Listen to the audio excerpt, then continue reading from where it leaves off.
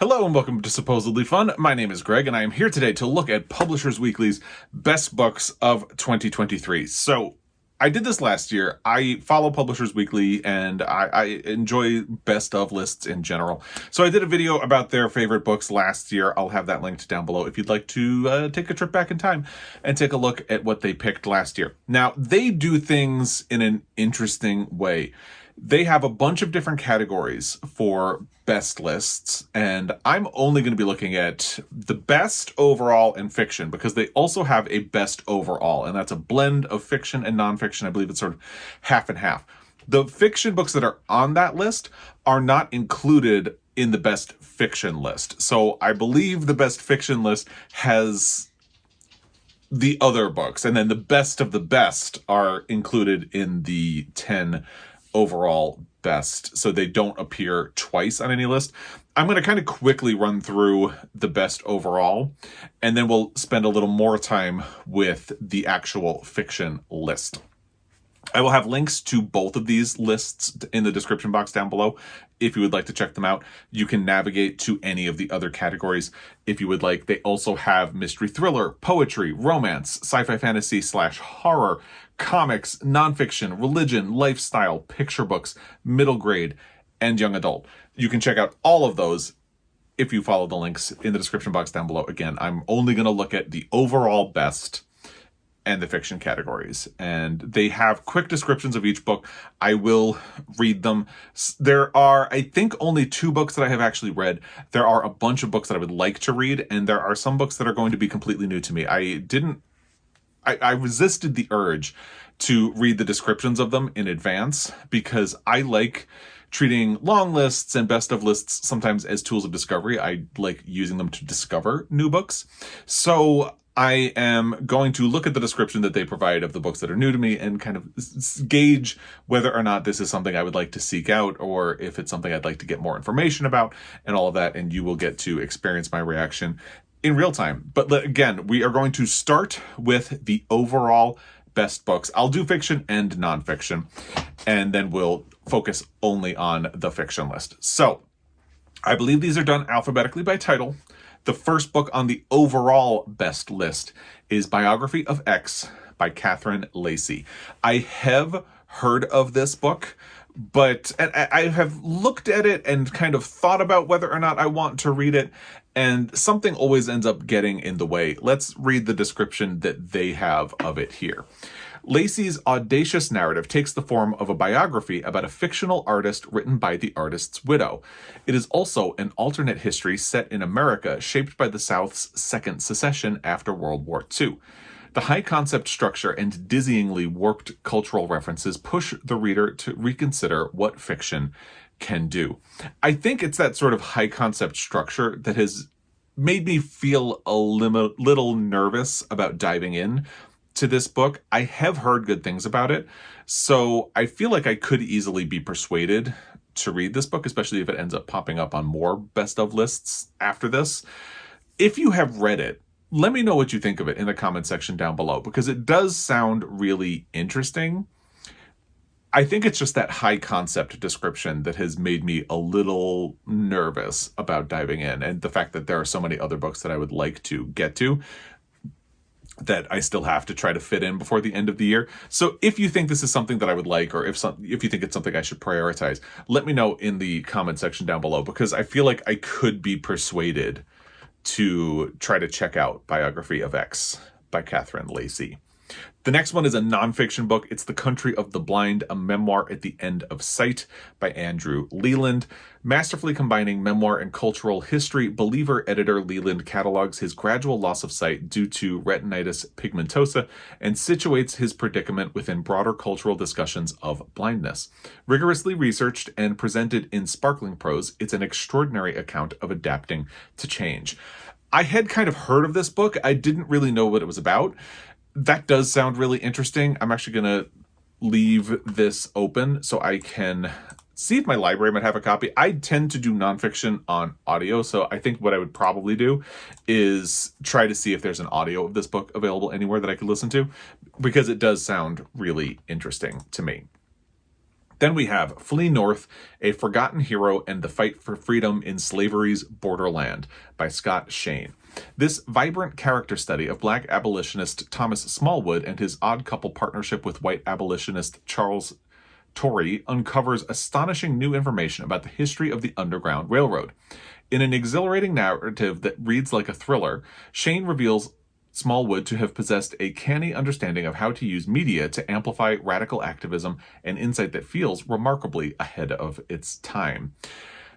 That does sound really interesting. I think so far of the nonfiction ones, I would probably gravitate toward In the Country of the Blind, but that does sound really interesting. And if you have read it, let me know what you thought of it. But I think I would gravitate a little more toward The Country of the Blind over that one.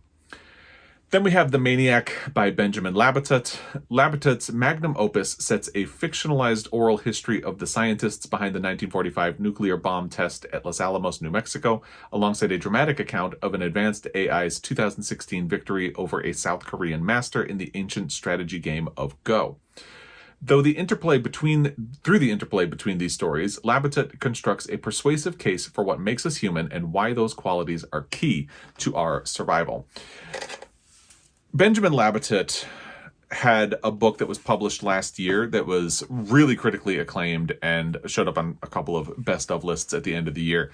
And I had thought about reading it, but ultimately kind of just didn't go along with it. And I've heard a lot of really good things about this. I think what I've heard is that his work is a little bit dense and high concept. And because of that, again, I feel like I have been a little nervous about diving in. So I've heard a lot of really good things about this one. And I actually did just see something that said that The Maniac is a little bit more accessible than the book that came out last year or the year before. I don't remember the name right now. And I feel like that is actually helpful to me because I feel like a lot of the time I don't want to dive right into something that's a little more high concept or potentially complicated. I like to have an access point. That's why with Jan Fosse, who just won the Nobel Prize, I looked to one of the novellas that he wrote and requested it at my library. I feel like that would give me a foundation for his work before diving into a bigger commitment. And I feel like if The Maniac is easier to read, that would probably be a good starting point. And then if I like it, I can go on to the previous book, if that makes any sense. So it does sound really interesting to me.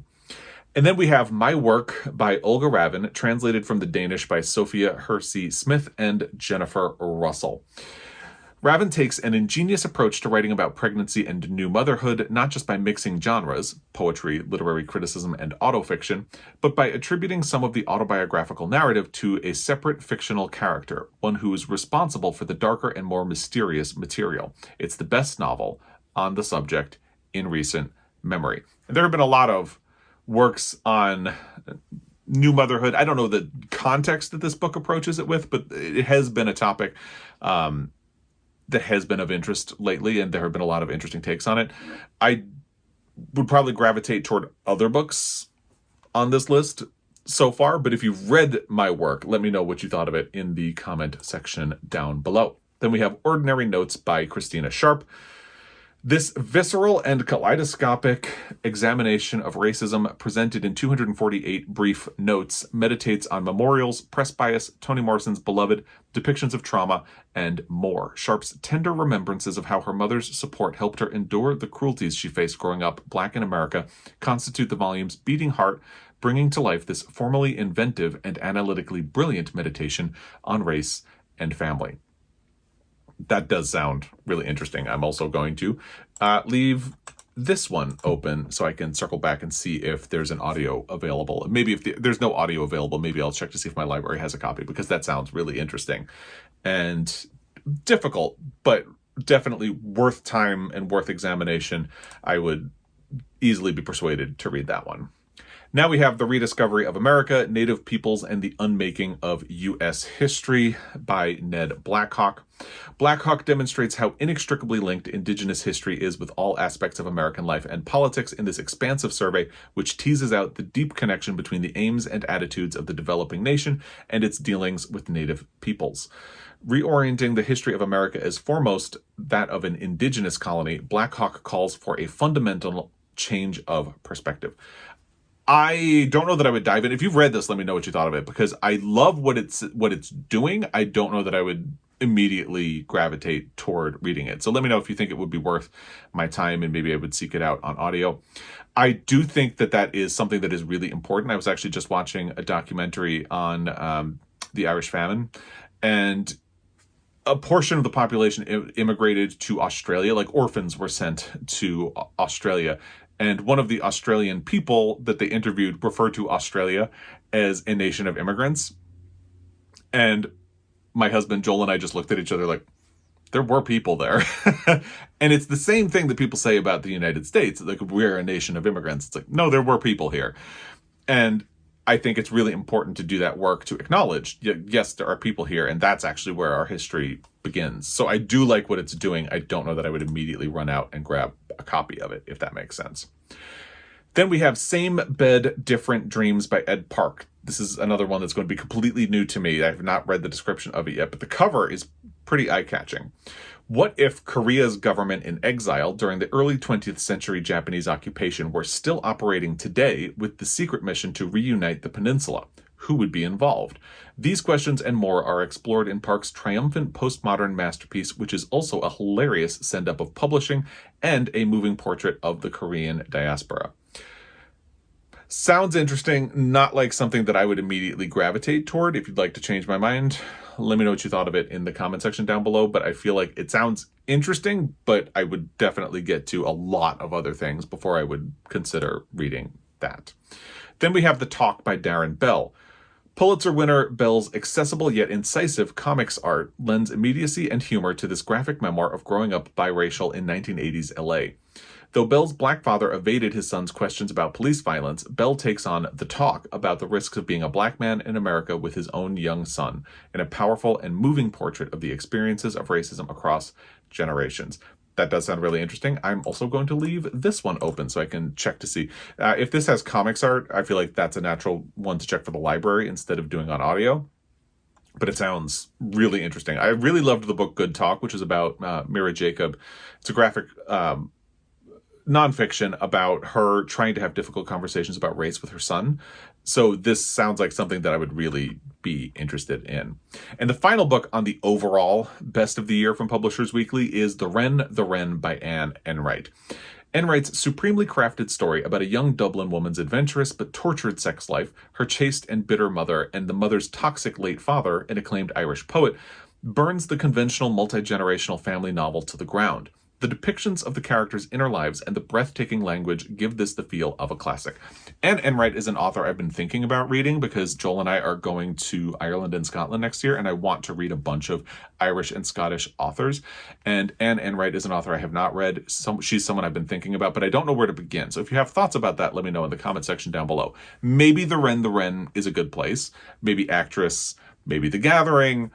Let me know what you think. The Wren does sound really interesting because it's about this man who is, her father is a poet, and he is really famous in Ireland, and a lot of people regard him very highly, but he was not a good father or husband. So it's about her reckoning with his reality and the expectations that a lot of people have because he was a notable person. And I'm sure it's a lot more complicated than that, but that's sort of a broad strokes look at it. And that is a storyline that kind of appeals to me. So I want to read an Anne Enright book. If you think this is the one that I should look to first, let me know in the comment section down below. Now, that is it for the overall best books of 2023 from Publishers Weekly. Let's go into their best fiction books of 2023. The first one is Age of Vice by Deepti Kapoor. This is a book I've seen all over the place. I remember, I think it came out earlier in the year. I looked it up and read about it at the time and didn't seek it out. And now, a couple months later, I don't remember what it's about. So this is almost going to be like going in fresh at this point. The year's great Dickensian novel takes place in 2001 Delhi, where a young man from the lowest caste works as a driver for the flashy son of a crime boss. Kapoor employs a wide and perceptive lens for the story, which involves a fatal car crash and its repercussions. It's a violent and bitter pill, but an absolutely addictive one. I kind of remember hearing mixed responses to this book when it came out, and I think the mixed response is probably centered around how you respond to A Violent and Bitter Pill. If I'm remembering correctly, I would kind of have to go back and look, but I feel like that's kind of what I heard about it at the time, and I just moved on to other things and then kind of forgot about the book. So I don't know that I would rethink whether or not I would read it at this point. If you think it would be worth my time, let me know in the comment section down below. I feel like there are a lot of other books on this list that I would probably prioritize, but I could be convinced. So let me know. Then we have August Blue by Deborah Levy. After Elsa Anderson, a plaintive London pianist and former child prodigy, spectacularly tanks a Rachmaninoff piece on stage, she's reduced to giving private lessons to the rich and privileged. From there, Elsa has a series of encounters with her double, which bring her murky backstory into the light in Levy's extraordinary and subtle narrative. I've heard a lot of really great things about Deborah Levy. I've actually never read one of her books, and I feel like at some point I should. I do have access to the audio of August Blue, but it got sort of lost in the crunch of things that I was really prioritizing in the second half of the year since it was published. So I feel like this is a kind of an Enright situation. I do have access to the audio of August Blue. Is there a different Deborah Levy book that you would recommend I read first? Because I want to read one of her books. Should it be August Blue first? I don't know. But let me know. This is something that is on my pile of possibilities. It's kind of low on the priority list, if I'm being honest. But I do want to read a Deborah Levy book at some point. Now we have one of the books that I'm completely unfamiliar with. Really excited to find out what it is in this description. It's Bariloche by Andrés Neuman, translated from the Spanish by Robin Myers. This gritty and surreal tale of two garbage men in Buenos Aires, originally published in 1999, was a favorite of Roberto Bolaño's, for reasons made clear by the hypnotic prose and surprising twists. As one of the men deals with insomnia, he remembers a tortured love affair he had as a teen growing up in Patagonia, which troubles him now as he carries on a liaison with his route partner's wife. That does sound really interesting. So I have actually only read half of a Roberto Bolaño book. I have 2666. I have the edition that's 3 paperbacks in a box set. And I think what happened is I read the first paperback in that box set, and it had taken me a long time to get through that one. So I put it down, read something, intending to read something else and circle back, and that can be a dangerous thing for me to do because of exactly what happened. I never ended up getting back, even though I had liked that first section of the book. So I am intrigued. I've always meant to get back to it. So the connection to Roberto Bolaño is intriguing for sure, and it sounds interesting. So I'm going to leave this open and see if maybe my library has a copy or anything like that, because it does sound really interesting to me. Now we have a book that I wasn't quite sure about. I think I actually included it in my most anticipated books for the second half of 2023. And then I immediately kind of stepped back. It's Beyond the Door of No Return by David Diop, translated from the French by Sam Taylor. Let's do the description first. Michael Addinson watched himself die under his daughter's gaze, begins Diop's phantasmagorical novel of a dead Frenchman's daughter who learns about her father's adventures in 18th century Senegal from his manuscript. The artful and layered narrative, a finalist for the National Book Award in Translation, shows Diop at the top of his game. So Diop won, I believe he won the Booker Prize, one for works in translation, for his previous book, which I've heard a lot of really good things about, but I've also heard that it's brutal reading. So for that reason, I've kind of stayed away. And I was excited when I saw that he had a new book coming out. And then when I read the description of it, I started to kind of think, oh, I wonder if this is really brutal as well. But I've continued to hear really good things about it. So I feel like at some point, I just need to kind of get over myself and try one of his books. So... And now it comes down to the question again, do I go to the previous book or do I jump to Beyond the Door of No Return? I feel like I would probably go to Beyond the Door of No Return and try to use that as an access point, since I've heard that the first book was just brutal. So I might try this one, see how I get along with it, and then think about going further into his work. Now we have another book that I was am completely unfamiliar with. I had not even heard of it until I saw it on this list. Company by Shannon Sanders. Sanders' revelatory debut collection offers a warts-and-all portrait of a Black extended family set mainly in Washington, D.C., with stories retold and expanded upon from various family members' perspectives. Each character feels deeply human as they navigate what it means to be company at one another's homes and parties, and whether to expect a warm embrace or cold scrutiny. It's a short description, so you can't say for sure, but that stabs right into the heart of what I'm interested in with family dynamics and fiction. I love a complicated family story. I love story collections. I know a lot of people kind of struggle with those.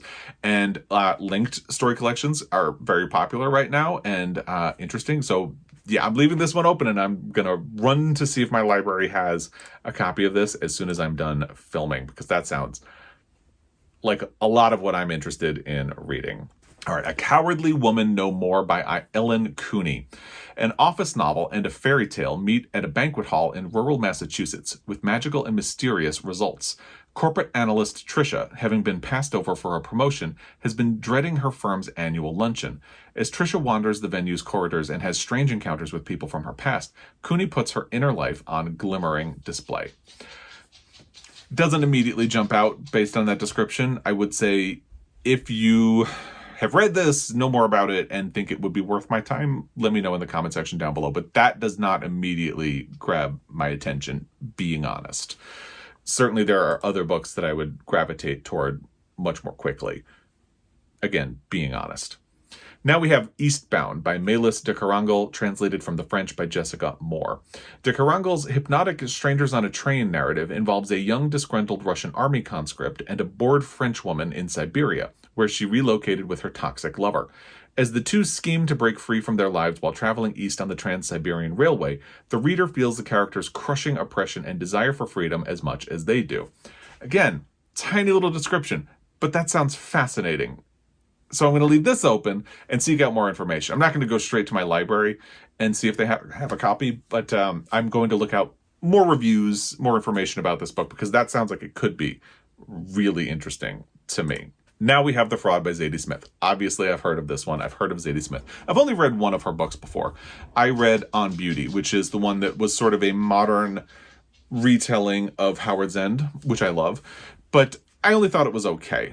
And that really kind of slowed down my progress on Zadie Smith. There are a lot of her books that I want to read. I've heard a lot of her interviews that she has done about The Fraud, and it sounds really interesting. I believe she reads the audio, which sounds fascinating to me. So if I read The Fraud, I would probably look for the audio of it. Here's what they say.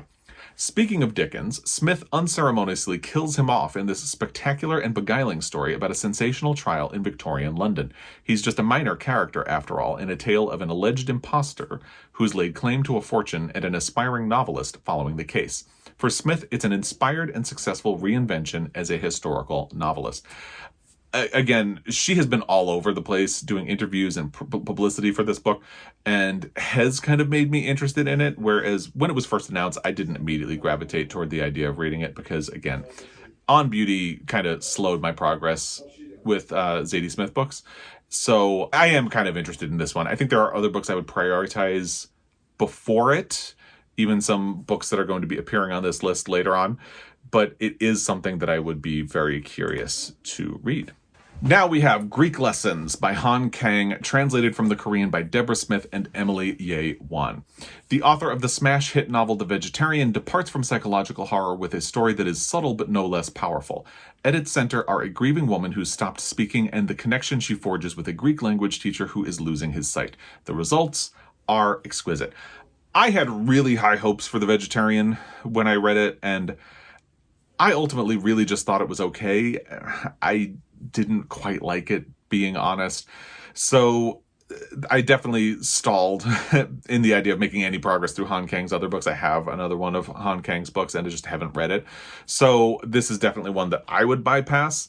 If you would like to try to convince me otherwise, let me know what you think in the comment section down below. Now we get to I Have Some Questions For You by Rebecca Makkai. I was a big fan of her Pulitzer Prize finalist, The Great Believers.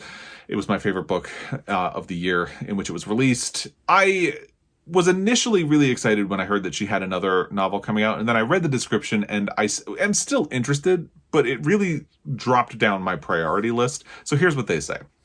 Somehow, Mackay has managed to pull off a novel that's simultaneously about the unsettling popularity of true crime, racial inequities in the criminal justice system, post-#MeToo gender politics, 1990s pop nostalgia, and boarding schools, all without ever feeling exploitive or opportunistic. It's gripping, laugh-out-loud funny, and most of all, completely honest. So, a lot of the description that I saw after it was published kind of leaned into the dark academia aspects of the book. It sounded entertaining, but not at the level of The Great Believers. This does some work to sort of undo that.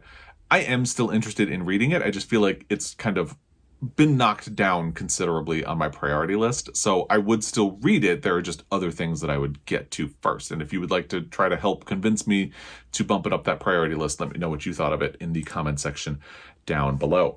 Now we get to the first book that I actually have a copy of, The Heaven and Earth Grocery Store by James McBride. This is one of the books that is on this list that I am just really prioritizing and want to get to pretty immediately. So this, you can guess, is one that I'm really excited about.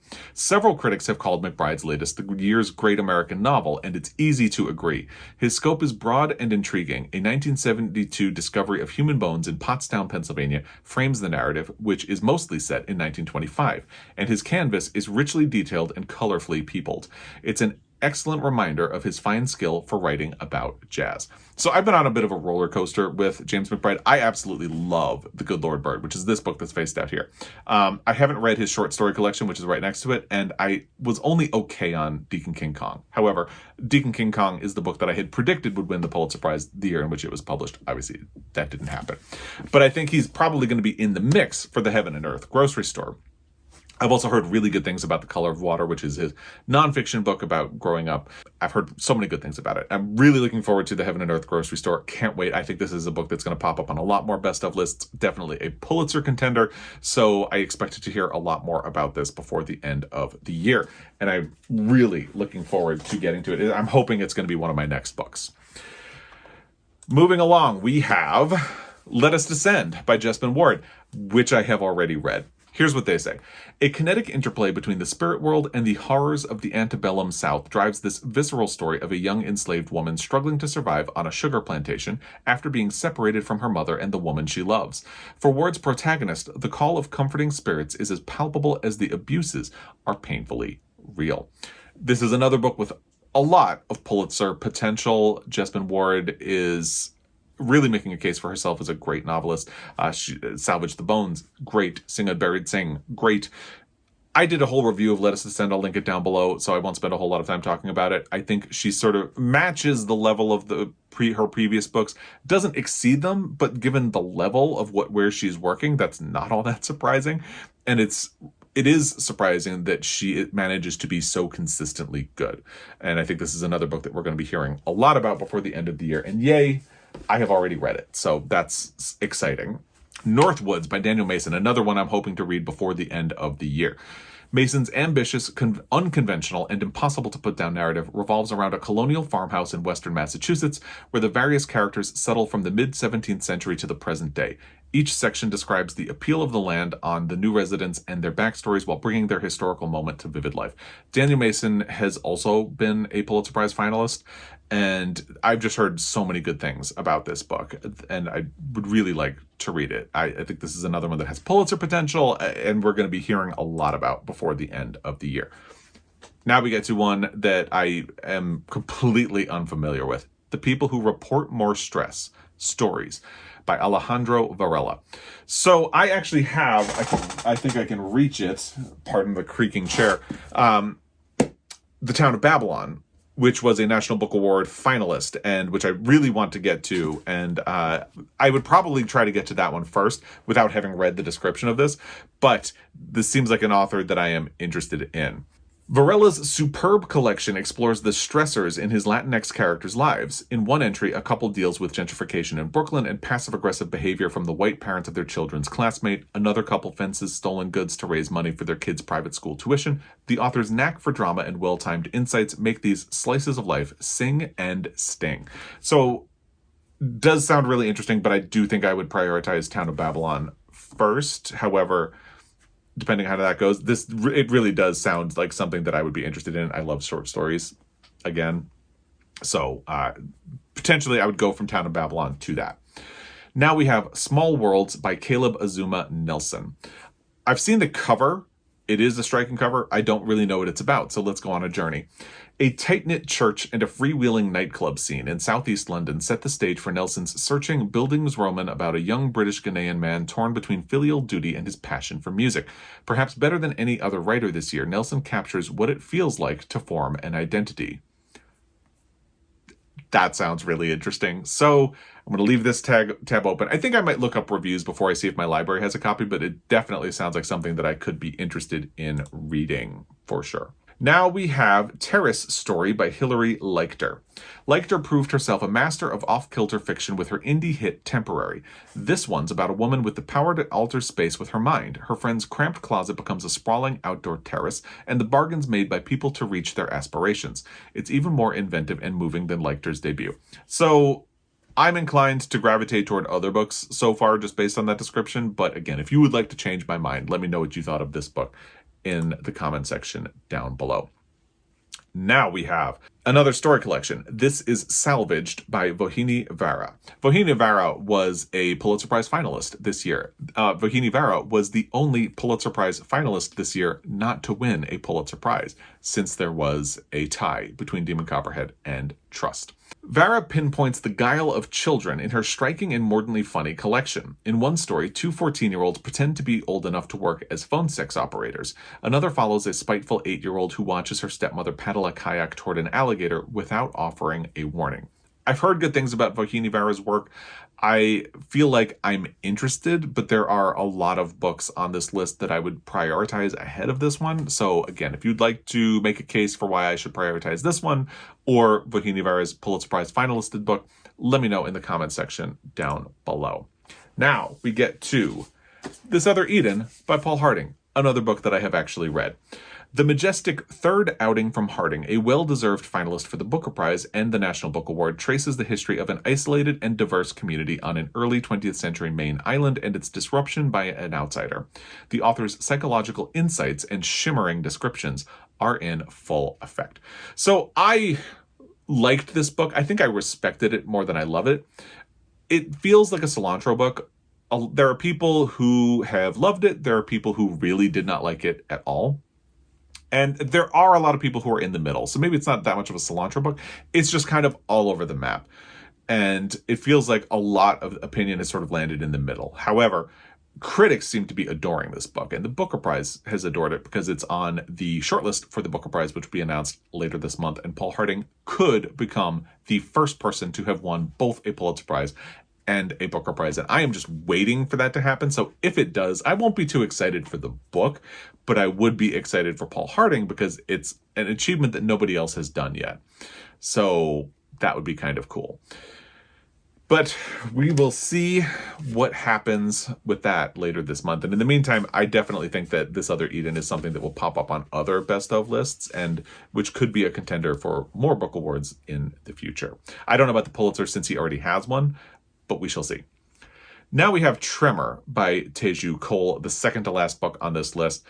The critic and photographer's first novel since his Sabaldian debut, Open City, takes autofiction to the next level. Nested in this brilliant series of a Harvard professor's meditations on art, colonialism, and education is the story of a friendship and grief that zooms out into a polyphonic portrait of contemporary Lagos. So I read Open City and I did not get along with it, and for that reason, I was not very excited that there was a new book by Teju Cole coming up, but I know there are a lot of people out there who were excited, and that's great. I'm very happy for you. I hope you enjoy this book. If you'd like to make a case for why I should consider it, let me know in the comment section down below, but I didn't get along with Open City, and this sounds very much like that's just Teju Cole's style, and that's fine, but I didn't get along with it, so I'm inclined to let it go and let the people who enjoy it, enjoy it. The final book is The Unsettled by Ayanna Mathis. Black radical politics in 1980s Philadelphia and a dwindling historically black town in Alabama frame Mathis's sprawling epic about attempts to build communities outside of white society. Mathis keenly establishes a sense of place, and the drama builds to an unforgettable climax. I have heard good things about this book. I think I'm going to leave this tab open because it doesn't give too much away. I feel like I'm curious to know more about it. I think there are other books that I would definitely prioritize and gravitate toward first, but I am kind of intrigued, being honest. Maybe a lot of that has to do with the cover. I don't know. But I think I'll probably seek out more information about this book. So there you have it. The best books of the year according to Publishers Weekly and the best fiction books according to Publishers Weekly. I'd love to hear your thoughts about this list. Stuff that's not there, like Absolution by Alice McDermott, is not here, and that does kind of surprise me. The Faster Wilds by Lauren Groff is another book that's not on this list, but that I'm looking forward to. Just interesting that it's not here. I'd love to hear what you think should have made the list, what you're surprised not to see on the list, and what you think of any of the books, and anything you would recommend that I pick up. So let me know all of that in the comment section down below. As always, I really appreciate your time, and I will be back. Until next time, happy reading.